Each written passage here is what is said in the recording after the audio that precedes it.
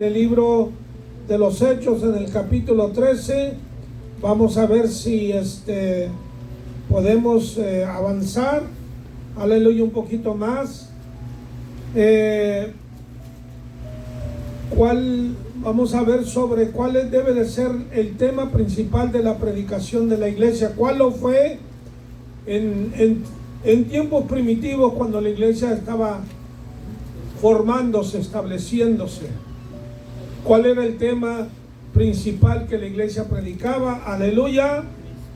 ¿Cuál fue el tema principal de Juan el Bautista? El tema principal de Jesucristo. Fueron dos temas. Fue un tema de estas dos personas. Fue que el arrepentimiento. ¿Verdad? ¿Qué dijo Juan? Arrepentíos, porque el reino de Dios se ha acercado. ¿Y qué dijo Jesús? Arrepentíos, el reino de los cielos dentro de vosotros está. O sea, estaba en el ambiente de ellos, estaba la persona de Cristo, ok, el reino Él lo había traído, pero no solamente estaban dentro del ambiente, yendo más allá, ¿verdad? En esta palabra está diciendo que el reino de los cielos, el ADN divino está dentro de nuestro ser. O sea, quiere decir que el hombre fue hecho para Dios. ¿Saben ustedes eso? El hombre fue hecho para Dios, Dios fue hecho para el hombre. La Biblia dice que la mujer fue hecha para el hombre fue hecho para la mujer, físicamente hablando. ¿Ok? Usted no se pertenece a sí mismo. Si es casado, pertenece a su mujer. Y viceversa, la mujer pertenece al hombre. Eso es bíblico, no es enseñanza mía. Pero en el aspecto espiritual, como cuerpo de Cristo, como iglesia de Cristo, ¿a quién le pertenecemos? Al Señor. Y Él nos pertenece a nosotros, porque sin Él no podemos estar. Todo, hermanos, todo se derrumba en la vida sin Cristo Jesús. Todo toma cohesión y fuerza centripetal, hermanos, en la unión con Cristo Jesús. Y esto es lo que estamos viendo aquí, aleluya, del versículo 16 en adelante. Vamos a ver tres partes, hermanos, en el tema que, en este discurso, aleluya, que el apóstol Pablo está haciendo. Primeramente tenemos la introducción, que es la preparación para la venida del Mesías. Es lo que el mensaje que dirige Pablo, ¿verdad?, a los israelitas, a los judíos, es darles su historial, ¿verdad?, desde Abraham. ¿Dónde nació el pueblo de Israel, hermanos? ¿Con qué personaje? Con Abraham. Y luego, ¿con quién más? Isaac. ¿Y quién más? Y Jacob. Estos tres patriarcas, padre, hijo y nieto. Dios le habló a Abraham, le dio un pacto, un convenio, un contrato, y luego lo confirmó con Isaac y después con Jacob, a quien Dios nombró después Israel. Gloria al nombre de Cristo. Muy bien. Entonces, la preparación para la venida del Mesías, del Cristo, del que ellos esperaban. Saben ustedes que el pueblo estaba a la expectativa, esperando que viniese el Mesías, el prometido. Los musulmanes ahorita están esperando al Mahdi. Para ellos, Él es su Mesías. Y va a venir. Ahí Jesús lo habló en Juan 5:43. Y les dijo, si yo vengo, si alguno viene en su propio nombre, a Él recibís. Se refiere al anticristo, al que los musulmanes están esperando. Viene en su propio nombre, pero si yo vengo en el nombre de Dios, no me recibís. En el nombre de mi Padre, no me recibís. Y fue así, a Cristo no lo recibieron. Lo contrario, fue rechazado, fue desairado, fue crucificado, con el fin de que no desaparecerlo del mapa, borrarlo de la historia. Pero eso fue, hermanos, la estupidez más grande que Satanás ha cometido. Porque crucificar a Cristo, hermanos, es el triunfo nuestro. Y la resurrección de Cristo es el triunfo suyo y nuestro también. No que Cristo en algún tiempo haya sido fracasado, no. Pero en la historia nuestra, hermanos, la resurrección de Cristo significa todo. Ahorita vamos a elaborar más de eso, ¿verdad? Entonces, la preparación para la venida del Mesías se halla en el versículo 16 al 25. Y luego la proclamación se halla en el versículo 26 al 37. Aleluya, la proclamación es la muerte y resurrección de Cristo. Vamos a detenernos ahí un poquito, ¿verdad? En ese punto. Y luego la aplicación es la promesa del perdón y justificación para todo aquel que confía, cree en Cristo Jesús. Y eso lo hallamos en el versículo 30 y me parece 36. Déjame estar seguro. Aleluya. 36, 38.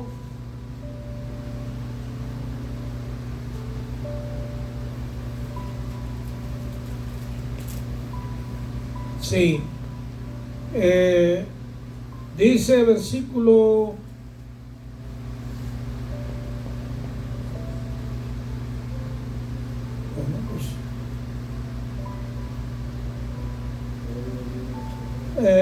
37, más aquel a quien Dios levantó no vio corrupción. Está hablando de la persona de Cristo, o sea, su cuerpo no se lo comieron los gusanos, no se desapareció ni nada de eso. Ok, no vio corrupción. Sabed pues esto, varones hermanos, que por medio de él, de Jesucristo, se os anuncia perdón de pecados. Aleluya. Y luego el versículo 39, y que todo aquello de que por la ley de Moisés no pudiste ser justificados, en él, en Jesús, es justificado todo aquel que cree. Aleluya. Aquí comienza la enseñanza de Pablo, después descrita en Romanos, elaborada ampliamente en Romanos, y luego sigue en el libro de Gálatas, ¿verdad? Y en las otras epístolas que él escribe esto, la salvación por la fe en Cristo Jesús. Aleluya. Gloria al nombre de Jesús. Aleluya. Muy bien, ¿hay alguna pregunta? ¿Hay alguna pregunta, algún comentario hasta ahora? Muy bien, vamos a comenzar pues en el versículo 16. Entonces Pablo, levantándose, hecha señal de silencio con la mano, dijo: varones israelitas y los que teméis a Dios, oíd. El Dios de este pueblo de Israel escogió a nuestros padres y enalteció al pueblo, siendo ellos extranjeros en tierra de Egipto. Mire usted, las palabras de Jesús a sus discípulos fue esta: no me escogisteis vosotros a mí, sino que yo os escogí a vosotros, y os he puesto ¿para qué? Para estar de adorno, ¿verdad? Para decorar el lugar, para estar de bonitos, no, para que llevéis fruto. O sea que no somos adornos, no somos muñecos, hermanos, ni nos parecemos como muñecos. Somos instrumentos, somos vehículos de Dios, hermanos. Amén. El Señor nos ha transformado, nos ha regenerado. ¿De dónde nos sacó el Señor? Y ahora que quiere hijos, instrumentos para trabajar. Cuando te ocupan en una factoría, en un lugar de trabajo, ¿por qué te ocupan? ¿Por bonito? A menos que seas modelo. No, hermanos, para que desempeñes una labor, para que lleves fruto, ¿ok? Para que lleves a cabo una labor, un trabajo, y te recompensan adecuadamente para que desempeñes aquella labor, y esa labor que tú desempeñas, ese producto que tú produces, va a beneficiar a muchos. Va a ayudar a muchos. Amén, hermanos. Y en lo espiritual el mismo principio se aplica. El Señor nos ha llamado, nos ha lavado, nos ha regenerado, nos ha transformado, y ahora nos convierte en discípulos suyos, ¿ok? Hijos suyos, para que vayamos y llevemos fruto y nuestro fruto permanezca. El que lo hace permanecer es Cristo y su palabra. Amén. Aleluya. Entonces el apóstol aquí les llama la atención al pueblo y les dice que su llamado no fue por accidente, no fue en vano, fue con un propósito definido. Ok, Dios los llamó, aleluya, y luego dice, los escogió y enalteció al pueblo, lo levantó, le dio prestigio, le dio renombre, le dio, hermanos, importancia, validez al pueblo, de tal manera que los egipcios se espantaron. Dijeron, no hombre, estos se multiplican como los conejos, olvídate, y nos van a superar, y van a tomar posesión de nosotros, y van a controlar el negocio, el comercio, la agricultura, el sistema educativo, todo eso. Vamos mejor a esclavizarlos, a suprimirlos, vamos a usarlos como esclavos. Pero, como dicen los mexicanos, se le volteó la tortilla, ¿verdad? Todo su propósito maléfico fue destruido por el Dios que había llamado a su pueblo. Y con brazo levantado, con brazo fuerte y poderoso, lo sacó de allí, de esa tierra de Egipto, después de 430 años que estuvieron allí. De esos 430, 400 fueron esclavos. Dice, y por un tiempo como de 40 años lo soportó en el desierto. Lo libertó, y oiga, ahora aguantarlos es otra cosa. Qué bonito es el matrimonio, ¿verdad? Porque Dios se matrimonió con el pueblo. Muy bonito el matrimonio. ¿Cuántos están casados? ¿No les pesa? No, pues ahora aguántate, hermano. No te vengas a... Hermana, aguántate. Nadie te obligó a casarte, sí, hermano. Ah, sí, es verdad. El otro lo levanta, pero si, ¿con quién vamos a pelear si no hay un segundo, verdad? Es verdad. Sí, mi hermanito. Aquí en el verso 39 dice que de todo aquello de que por la ley de Moisés no puede ser justificado, en él es justificado todo aquel que cree. Mi pregunta es, ¿de qué tipo de ley está hablando? ¿De la ley moral o de la ley ceremonial? Yo creo que más bien está hablando de la ley ceremonial. Bueno, aún la ley de Moisés no justificó. Ahí están los 10 mandamientos. No hagas, no hagas, no hagas, haz esto, al otro. Y había y hay hasta el día de hoy que obedecer esos mandamientos. ¿Ok? Pero eso en sí no es lo que te justifica. Lo que te justifica es la fe en Jesucristo. La fe en Jesucristo es lo que justifica. Es como hablar, por ejemplo, del amor de Dios. Dios nos ama, sí, pero eso no es lo que te salva. El amor de Dios no te salva, es la fe para que todo aquel que en Él cree no se pierda, mas tenga vida eterna. Ahora, respondiendo, ahorita vamos a más elaborado allí, hermano. Pero, por ejemplo, en Romanos capítulo 4, versículos 4 y 5, dice, mas al que no obra, al que no trabaja, al que no obra, sino cree en aquel que justifica al impío. ¿Quién es aquel? Es Cristo. Su fe le es contada por justicia, no sus obras. Su fe le es contada por justicia. Ahora, una vez nosotros justificados, somos capaces, somos potencializados, fortalecidos para guardar la ley. Pero el pueblo de Israel la quebrantó y la quebrantó y la quebrantó. O sea, el Señor le dijo, haz esto, no hagas esto.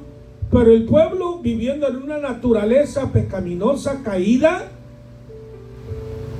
fracasa por buenas intenciones. Por eso Pablo, cuando habla en Romanos, ahí en el capítulo 7, dice, lo que no quiero hacer, está hablando ya de convertido. Lo que no quiero hacer, no quiero pecar, no hacer lo malo, no quiero desobedecer a Dios, no quiero pensar negativo, no quiero tener una reacción maléfica, lo que no quiero hacer, eso hago. Y lo que quiero hacer, no lo logro hacer. Quiero ser perfecto, pero no he llegado allí. Me esfuerzo, me sacrifico, me niego a mí mismo, me quebranto delante de Dios, pero no llego todavía donde quisiera. Y luego dice en el capítulo 8, gracias a Dios por Jesucristo. Él es el que me viene a justificar. Esa es mi respuesta, hermano. Si usted tiene otra extensión, ¿verdad?, sobre esto, se lo agradezco. Seguro que yes, hermano, es muy importante esta pregunta. El hermano la ha contestado en parte. En el Antiguo Testamento, Dios le dio a Moisés dos tipos de leyes. Le dio la ley de los 10 mandamientos y le dijo, ponla dentro del arca. Esa se llama la ley moral, pero también le dio la ley ceremonial o ritual, que era la ley del sacerdocio, la ley de los sacrificios, y dijo, esa no la pongas dentro del arca, ponla a un lado. Entonces, las dos leyes son sumamente importantes. La ley de los sacrificios apuntaba a Cristo, que Él es el verdadero sacrificio por medio del cual Dios nos justifica en base al sacrificio de Cristo. Dice, porque el fin de la ley de los sacrificios es Cristo. La ley moral de Dios, los 10 mandamientos, son perfectos. Y nadie puede guardar la ley perfecta de Dios. Usted pregunte por qué. Porque todos hemos pecado y no tenemos la capacidad de guardar una ley perfecta. Los 10 mandamientos son como un espejo para mirar nuestras manchas y arrugas y imperfecciones. Pero a nadie se le va a ocurrir, ¿verdad?, limpiarse con un espejo, porque ese no es el propósito del espejo. El espejo es para mostrarnos nuestro pecado y ver la perfección de Dios en la ley de Jehová, que es perfecta, hermano. La ley se dio como un espejo para mirar nuestros pecados y venir a Dios y pedirle perdón.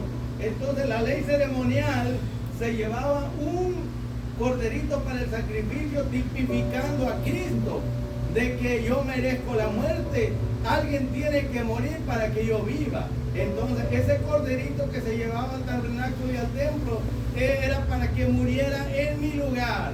El que lo ofrecía ponía sus manos sobre ese cordero, ese animalito, transfiriendo su culpa y su pecado sobre él.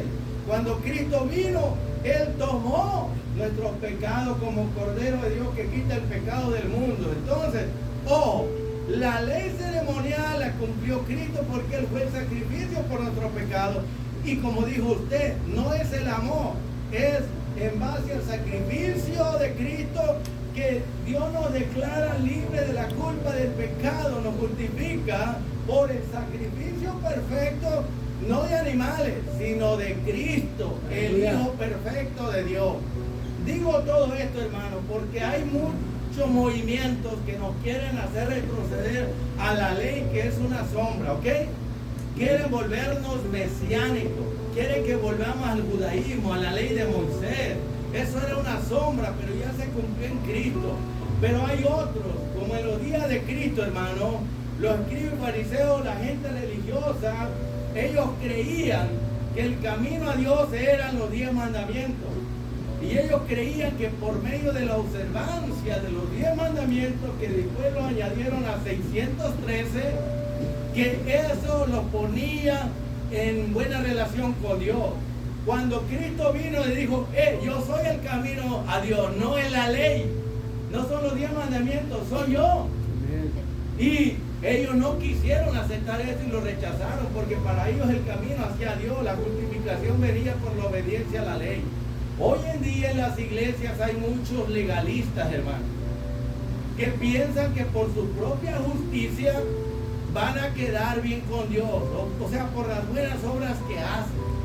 Pero la justificación no es por obra para que nadie se gloríe. Si yo pudiera ser libre de culpa, justificado por mis obras, la gloria sería ¿para quién, hermano? Para mí. Y le robo la gloria a Dios. Hay 3 justicias, hermano, en la Biblia. Está la justicia del pecador, que son las buenas obras. Está la justicia de la ley de Moisés, que viene por la observancia, pero son imperfectas. La justicia de la observancia de la ley es imperfecta. La justicia de las buenas obras del pecador es imperfecta. Pero está la justicia de Cristo, que es su vida santa, perfecta. Cuando yo creo en Cristo, el manto perfecto de justicia de Cristo me cubre. Y Dios dice, en base al sacrificio de mi Hijo, yo te justifico, te declaro libre, eres salvo, eres mi hijo. ¿Entiende eso? Que no podemos vivir dependiendo de lo que yo haga, de las buenas obras. Hay que vivir dependiendo de lo que Cristo hizo, y que Dios me acepte y me recibe, me justifique y me libre de la culpa. Y si voy a ir al cielo es porque mi fe está basada en el sacrificio de Cristo Jesús. Si Él no viene, todo se pierde, hermano. Hay que depender no de mi justicia, de tus buenas obras. Tenemos que depender de la justicia de Cristo, de su vida perfecta, que es el crédito que Él nos da delante de Dios. Dios dice, Padre, yo morí por Él, perdónalo en base a mi sacrificio. Y el Padre dice, amén, perdonado, lavado con tu sangre, es mi hijo, lo recibo. Gloria a Dios. Entiéndalo, claro, siempre será por la confianza, la conexión tuya en el sacrificio de Cristo. Tú puedes hacer miles de obras, pero nunca se van a comparar a la obra magna de Cristo Jesús en la cruz del Calvario. ¿Sabe por qué? Porque todo lo que tú hagas es imperfecto, pero el sacrificio de Cristo que hizo en la cruz es perfecto. Depende no de ti, por eso muchos fracasan. Depende de Cristo, que es tu abogado, tu defensor, tu salvador, tu redentor. El único que puede ayudarte y llevarte al cielo es el camino. Bendiciones. Amén, amén, hermano. Muy bien expuesto, ¿verdad? Eso. Ahorita elaboramos un poquito más sobre ello, pero es muy importante, hermanos. Esa es la diferencia. Esa es la diferencia del cristianismo verdadero a todas las otras religiones. ¿Entiende? Porque hay un cristianismo que es falso, apóstata. Se llama cristiano, pero obra como pagano, porque cree en las obras, que las obras justifican. Entre más yo ayudo al prójimo, y sí debemos ayudar al prójimo, pero entre más yo ayudo al prójimo, más créditos tengo allá. No, estás muy equivocado. Hay galardón. Si estás en Cristo y tú bendices a alguien, hay galardón de parte de Dios. Pero aparte de Cristo, lo que tú hiciste, aunque benefició a la humanidad, a alguien, eso no te lleva al cielo. La única entrada, lo único, exclusivamente es la fe en la justicia de Cristo. No hay otra cosa, hermano. Ok,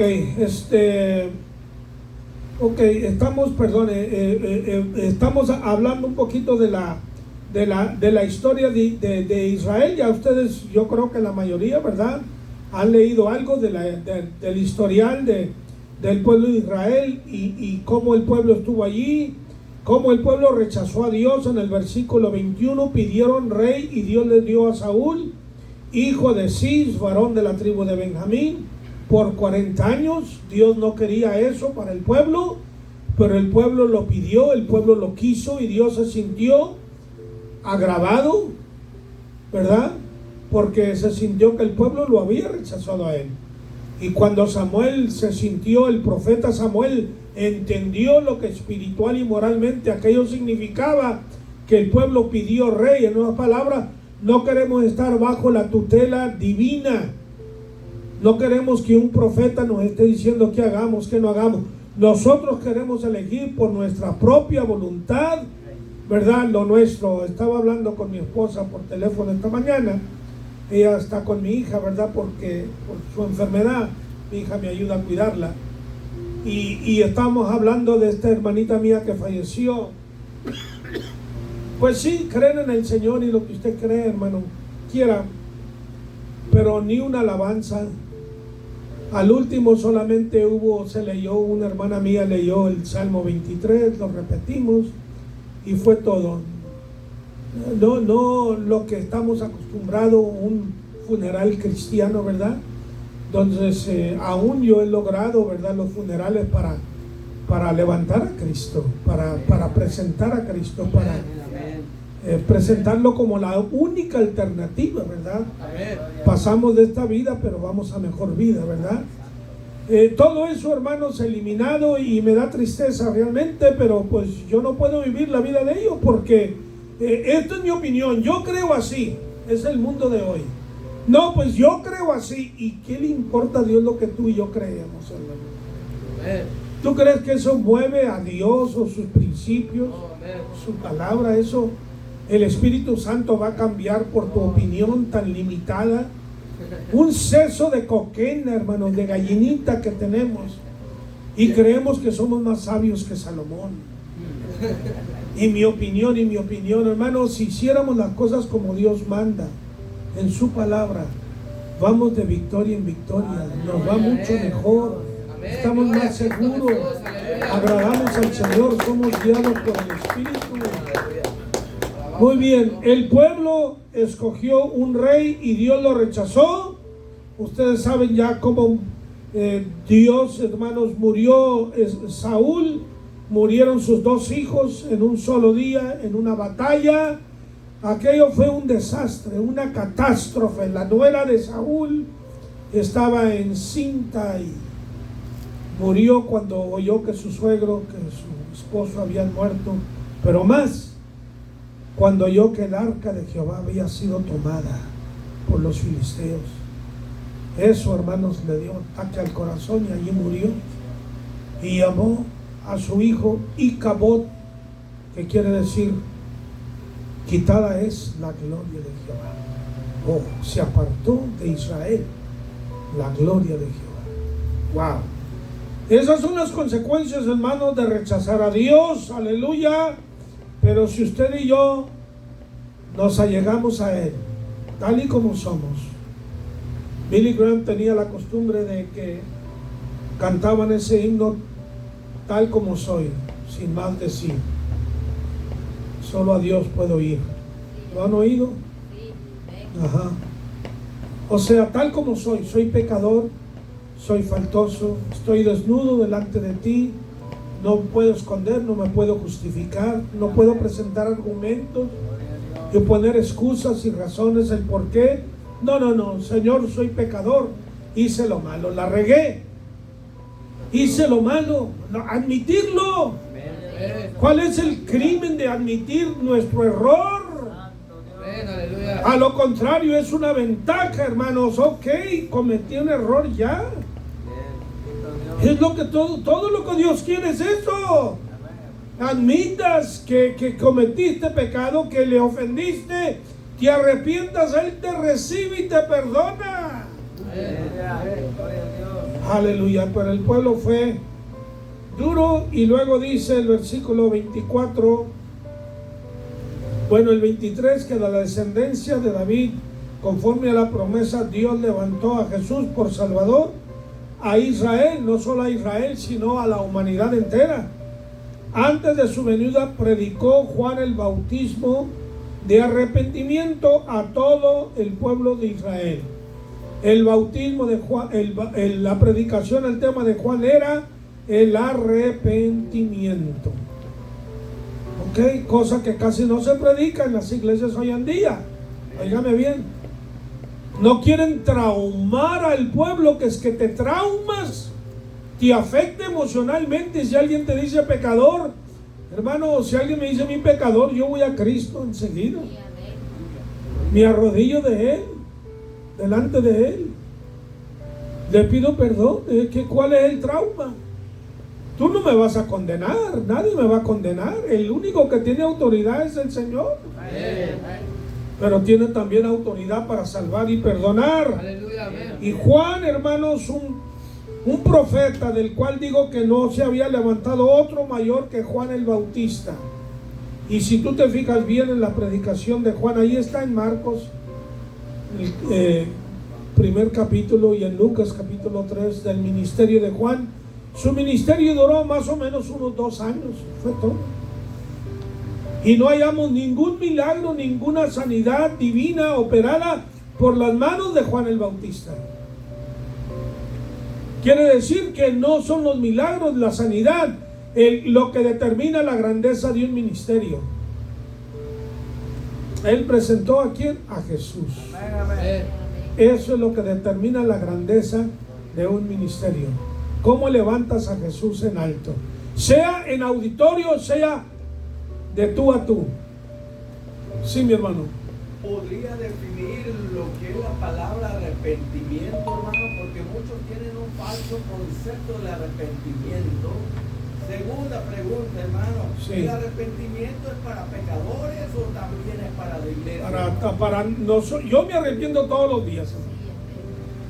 Yo le pido al Señor perdón cada oración que hago, lo primero que hago, Señor, perdona a este pecador. Lo primero que hago. Bueno, primero trato de exaltarle y bendecirle su grandeza, su majestad, y luego eso es lo que yo hago. Y yo creo, porque el salmista David dijo, perdona los pecados, ¿verdad? De los que no me acuerdo, aún los que me son ocultos. A veces pecamos y no nos damos cuenta. Pero el Señor es, hermano, como un radar, detecta todo. Antes de que suceda nuestro pensamiento, antes de que esté allí, ya lo conocen, los sentimientos, emociones, actitudes. Nada se le esconde al Señor. ¿Cuál es el crimen de pedirle perdón? ¿Cuál es el crimen de arrepentirme? A lo contrario, me siento más liviano, me siento más limpio, más lavado, no. Pero fíjese, nos arrepentimos como hijos de Dios, no como pecadores sin esperanza.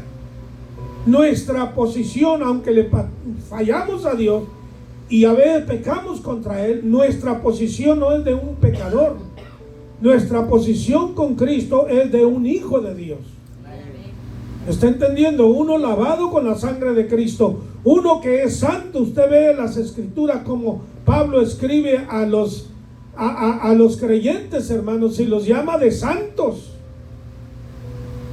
¿Y a poco no había fallas en las iglesias?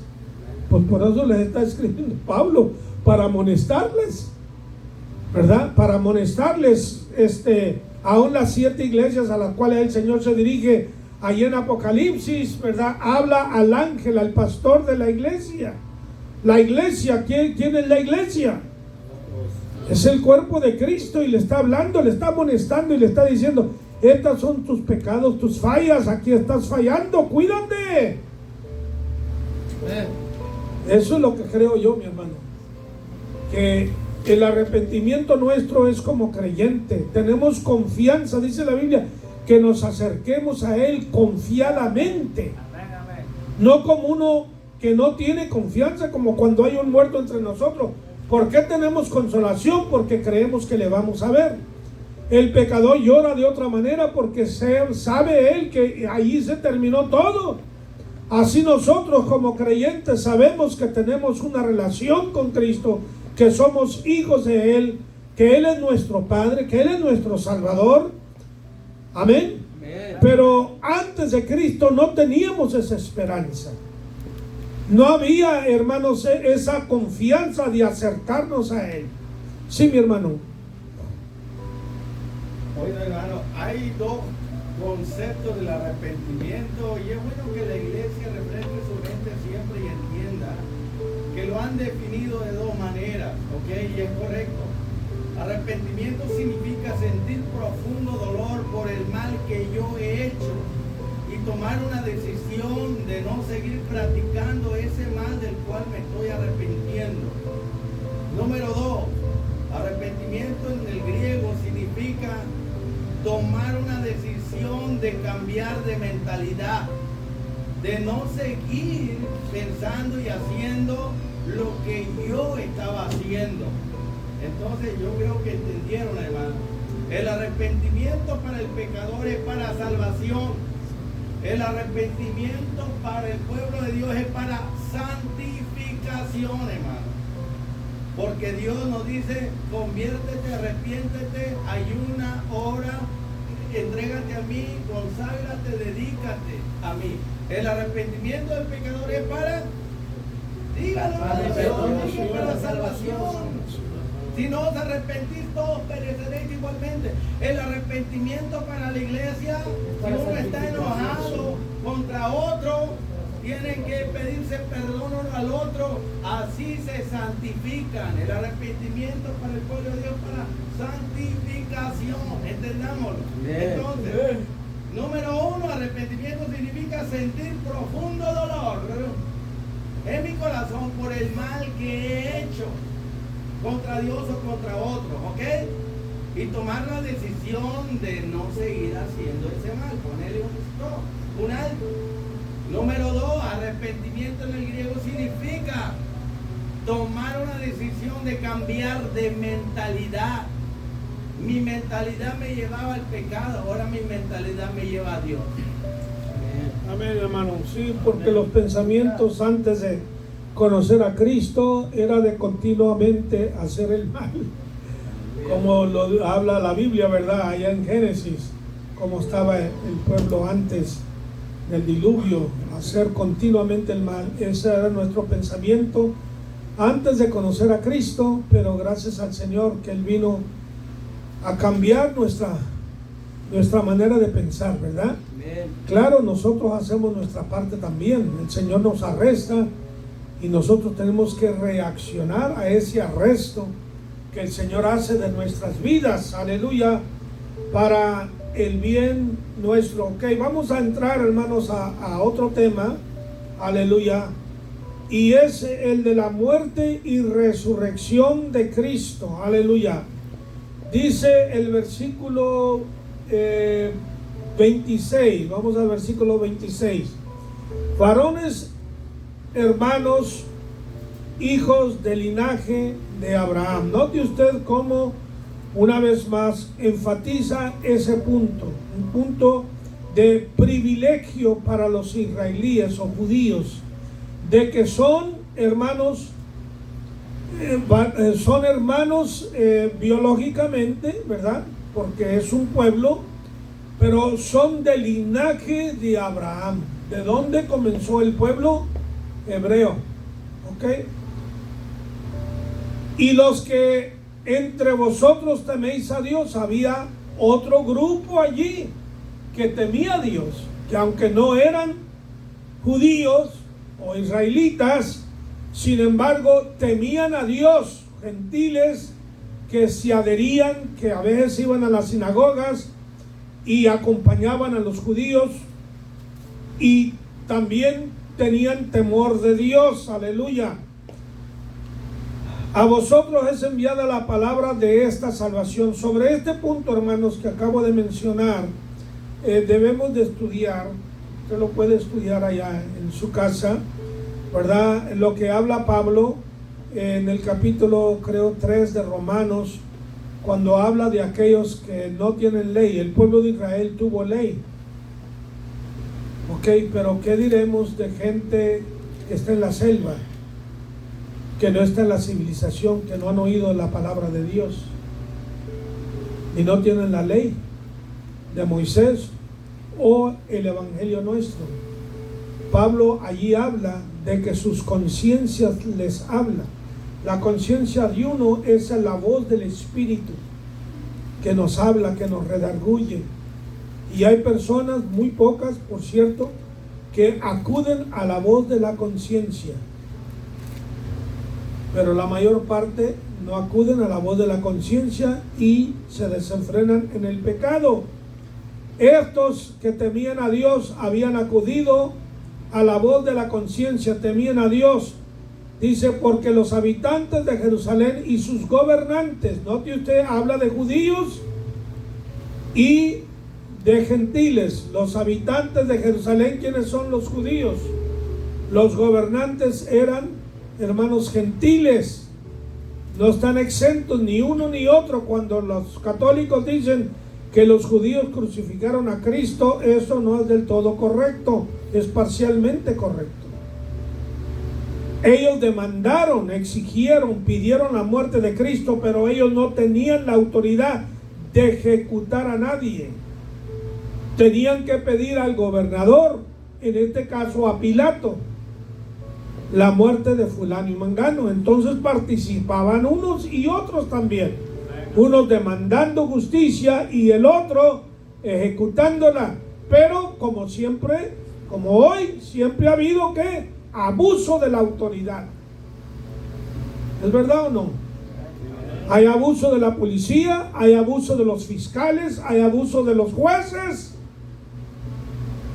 y se está practicando hoy en día, aquí y en todo el mundo. Bueno,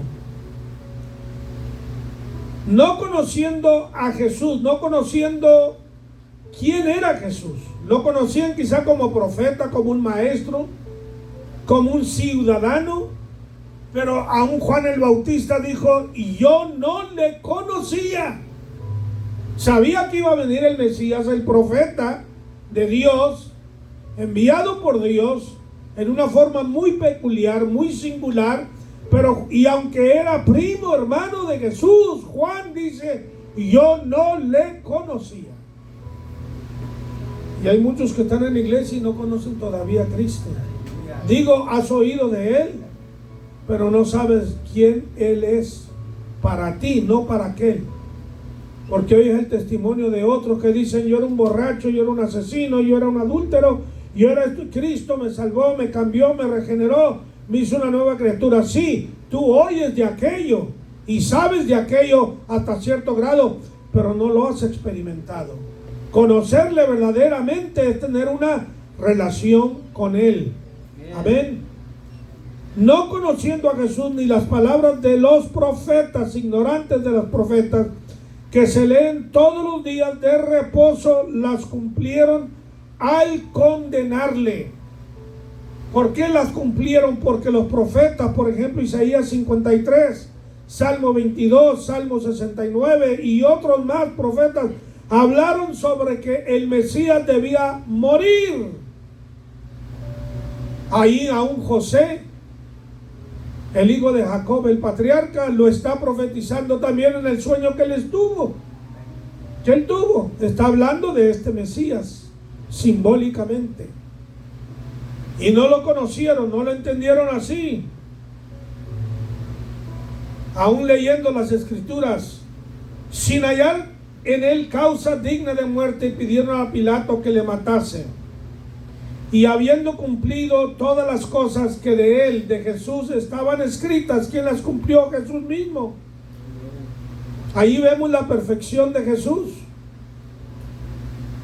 que no solamente él obedeció al Padre en todo, cumplió toda la ley, porque tú y yo no la habíamos cumplido ni la podremos cumplir del todo, pero hubo uno que tenía que cumplirla. ¿Recuerdan en Mateo 5, versículos 17 y 18, Jesús dijo: no he venido a abrogar la ley, ni a los profetas, no he venido sino a cumplir, porque de cierto os digo, que aunque el cielo y la tierra pasaren, ni una jota ni un tilde de la ley perecerá sin que sea cumplida. Estaba hablando de él mismo, él la iba a cumplir sin fallar en nada. Y esa fue una tarea no fácil de cumplir. Es entregar todo su ser, todo lo que era él, hermanos, entregar por cumplir toda la ley que Dios Padre le mandaba. ¡Wow! Esto es grande, ¿no? Y aún así, nosotros no somos justificados sino por la fe en Él, que Él fue el único que cumplió la ley. Y déjame insertar este pensamiento, por si acaso nos creemos un poquito más de lo que debemos. Dios Padre no acepta ningún otro sacrificio, ninguno, por el perdón de los pecados, que no sea el sacrificio de su Hijo Jesús. ¿Me estás entendiendo? Si es un sacrificio por el pecado, Dios no lo acepta, solamente el sacrificio de su Hijo. ¿Por qué? Porque fue un sacrificio perfecto, absoluta, no relativamente perfecto, absolutamente perfecto. Gloria a Dios. Aleluya, gloria a Dios. ¿Hay alguna pregunta, hermanos? Por favor. Las preguntas me despiertan para no dormir.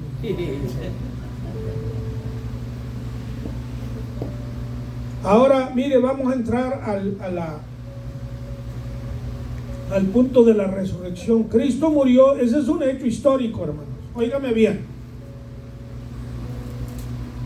Que hubo un personaje, cuando un ateo o un agnóstico quiere decirle a usted que esta historia no se puede confiar. ¿Y por qué no se puede confiar?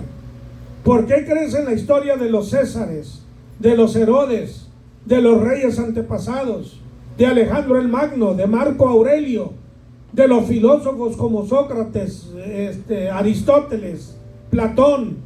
Crees de la vida de ellos y que murieron y de sus escritos. ¿Y por qué este escrito no lo puedes aceptar? Porque un personaje tan prominentemente importante como Jesús en la fe, en la religión del mundo, ¿por qué no puedes aceptar los dichos bíblicos?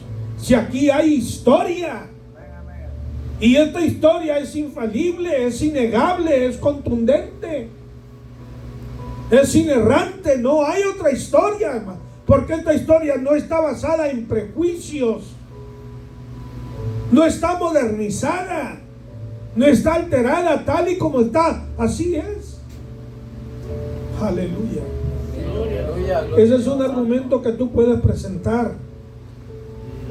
Que vivió un personaje llamado Jesús, que era un judío, que lo mataron.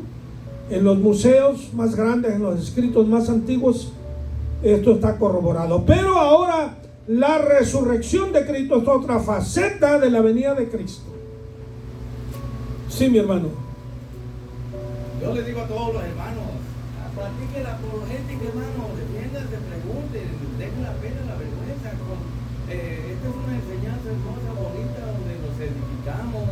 Hay que hacer preguntas, hay que hacer comentarios para que se vuelva mejor, y como dice usted, para que no se nos vaya a dormir, ¿verdad? Porque necesitamos estar activos. Miren, respecto a lo que está hablando del sacrificio de Cristo, ¿ok?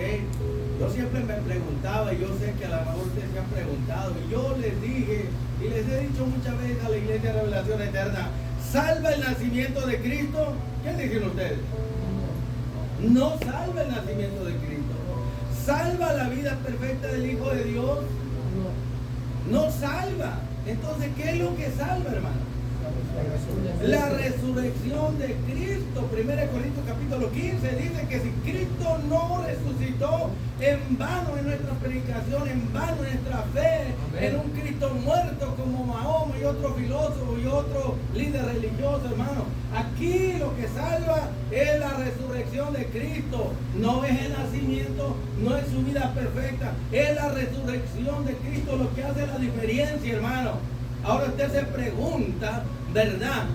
¿No se ha preguntado por qué Dios resucitó a Cristo de entre los muertos? ¿No ha pensado en eso? Hermano, el sacrificio de Cristo fue ofrecido sin mancha, sin defecto, sin pecado. Si Cristo hubiera cometido un solo pecado, la muerte, el diablo hubiera tenido derecho de él y no hubiera podido resucitar, entiéndalo. Ahora viene el príncipe de este mundo, pero él no tiene ninguna ventaja en mí porque yo no tengo pecado. La prueba de que Cristo nunca pecó es que Dios aceptó su sacrificio y lo resucitó de entre los muertos, hermano. Aleluya. Eso es grande y hay que entenderlo. Que si Cristo hubiera cometido un solo pecado, Él no hubiera podido vencer la muerte, Él no hubiera podido vencer al diablo, Él no resucita y nadie lo hubiera sido salvo. La grandeza consiste en que el sacrificio era perfecto, el Hijo de Dios era perfecto, no tenía pecado, Dios lo aceptó y por eso lo resucitó, hermano. Y ahora Cristo te va a resucitar a ti y a mí, si es que morimos antes que Él venga. No en base a tu perfección, sino en base a que el que está dentro de ti. Amén. ¿Quién está dentro de ti, hermano? El perfecto Hijo de Dios. Por eso Dios te va a resucitar, porque tú tienes al perfecto Hijo de Dios, hermano. ¿No es grande eso? Amén. Y además le digo algo. hermano, y como quisiera, hermano, estar vivo para cuando Cristo viniera, para ser transformado en un abrir y cerrar de ojos, en un pestañazo, en fracción de segundo. Usted no quisiera eso, si usted no quiere eso, pues se lo pierde, pero yo como quisiera estar vivo cuando Cristo venga, hermano, para no ver la muerte, ser transformado en abrir y cerrar de ojos, hermano. Yo por esta esperanza hago lo que hago y me esfuerzo y estoy aquí, hermano, con mi fe puesta en el perfecto Hijo de Dios, y porque el perfecto está dentro de mí, que es Cristo. Por eso Dios me perdona, Dios me protege, Dios me cuida, y Dios me va a levantar de los muertos, me va a transformar cuando Cristo venga. No soy yo, es el perfecto Hijo de Dios que está en mí, hermano. Gracias. Amén. Gloria a Cristo Jesús. Amén. Fíjese usted que la singularidad de la muerte de Jesús a la muerte de otros, porque en el tiempo de Jesús, déjame decirle, había muchos que eran crucificados. ¿No creen ustedes que solamente fue Cristo? Los persas inventaron ese método de ejecución, la crucifixión. Fueron los persas, lo que ahora llamamos iraníes, de Irán, ¿ok? Y los romanos fueron los que perfeccionaron la tortura para el que era ejecutado. ¿Ok? No era solamente ejecutarlo, era torturarlo hasta que muriera. Y Jesús murió de esa manera, fue torturado hasta la muerte. Pero déjeme decirle algo, miren, hermanos. La singularidad de la muerte de Jesús fue la resurrección. La Biblia dice que sus propios hermanos no creían en él. Sus propios hermanos en la carne que se criaron con él, cuya madre era María, de ellos, no creían que Jesús era el Mesías. No lo aceptaban como el Mesías. Mire, déjame decirle leerle una escritura. Ahí está en San Marcos 3. Y esto le va a ver cómo le golpea esto. Digo al corazón, ¿verdad? El corazón. Amén, amén. Mire,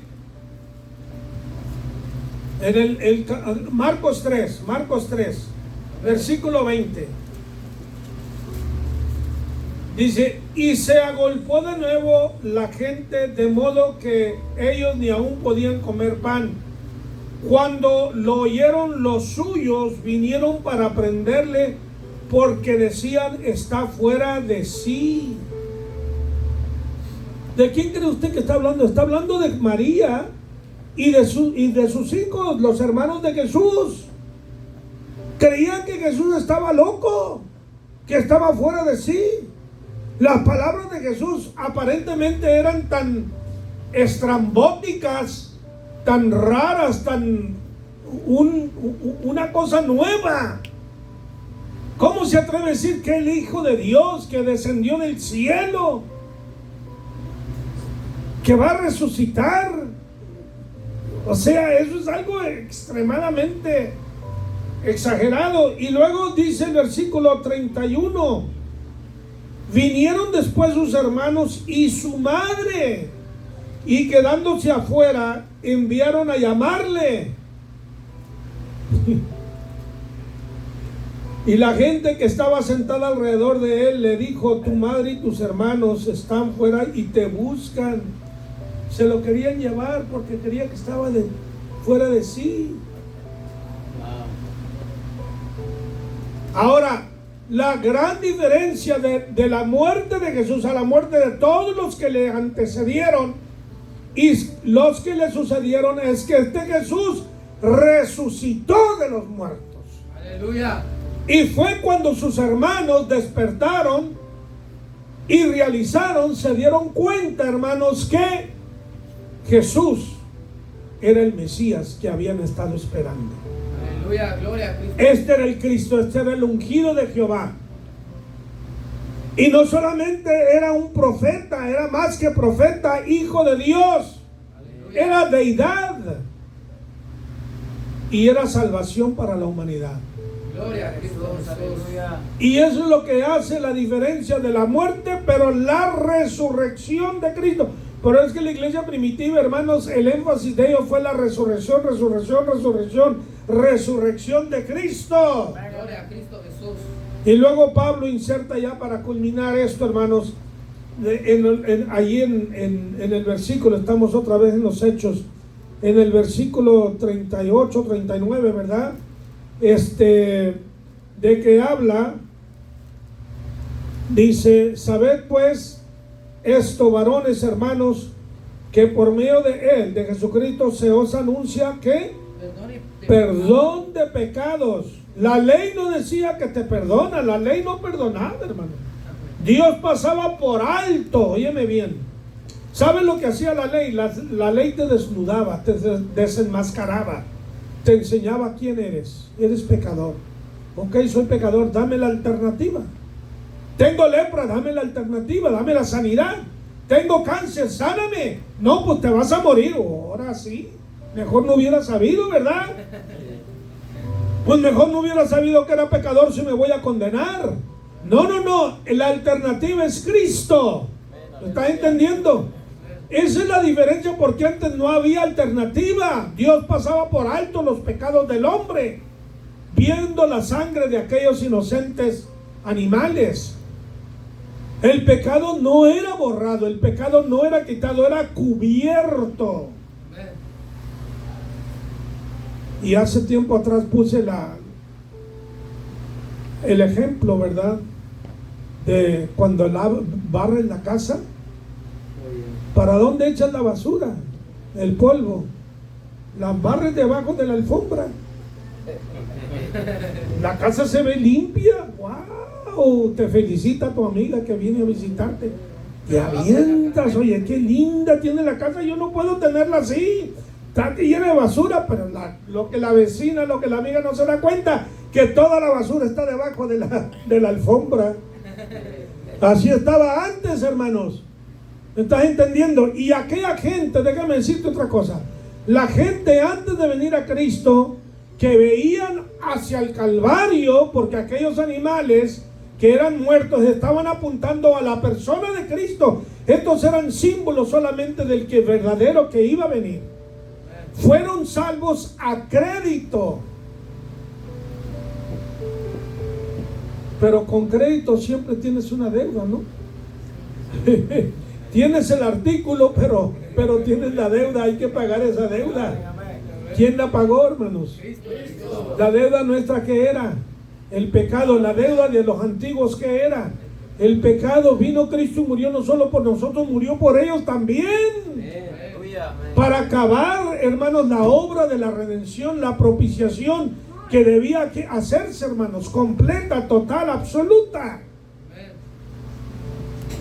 Y por ello, por medio de ello, somos declarados que justo. La palabra justicia o justo es un término jurídico, ¿verdad? O judicial.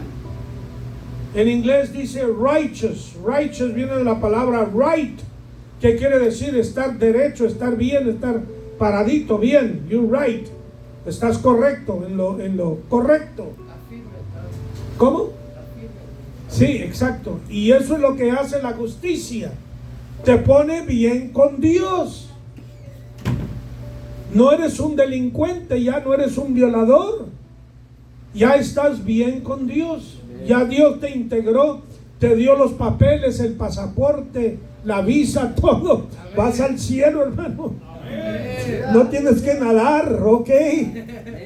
Vas a entrar por el puente derecho, aleluya, con todos los documentos sellados por el Espíritu Santo. Dios les bendiga, hermano.